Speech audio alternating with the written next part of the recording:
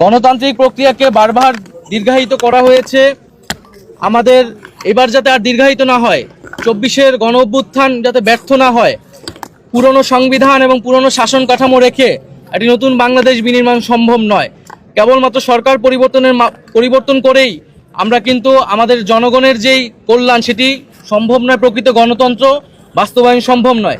সেজন্য আমরা বলছি যে আমরা যেহেতু এই 24 সালে গণ অভ্যুত্থান হয়েছে, ছাত্র জনতা রক্ত দিয়েছে, আমরা কেবল সরকার পরিবর্তন নয় বরং শাসন কাঠামো সহ পুরো সাংবিধানিক পরিবর্তন করে নতুন একটি বাংলাদেশের যাত্রা শুরু করতে চাই, যেখানে প্রকৃত গণতন্ত্র, ইনসাফ এবং সাম্য নিশ্চিত করা সম্ভব হবে।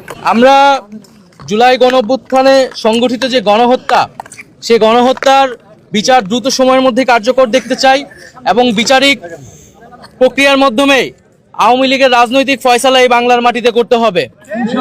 এই জুলাই গণ অভ্যুত্থানে আমাদের প্রতিশ্রুতি ছিল যে যারা এই হত্যাকাণ্ডের সাথে জড়িত এবং যারা গত 15 বছরে নানা ধরনের জুলুম করেছে তাদের বিচার এই বাংলার মাটিতে হতে হবে। এবং আমরা অন্তর্বর্তী সরকারের প্রতি আহ্বান থাকবে, দ্রুত সময়ের মধ্যেই এই বিচার বাংলাদেশের মানুষ দেখতে চায় এবং বিচারের পরে যে সংস্কার কার্যক্রম, জাতীয় ঐক্যমত্য যে কমিশন রয়েছে, দ্রুত জাতীয় সংলাপে গিয়ে আমাদের যে জুলাই সনদ এবং যে জুলাই ঘোষণাপত্র তার দ্রুত বাস্তবায়ন আমরা দেখতে চাই।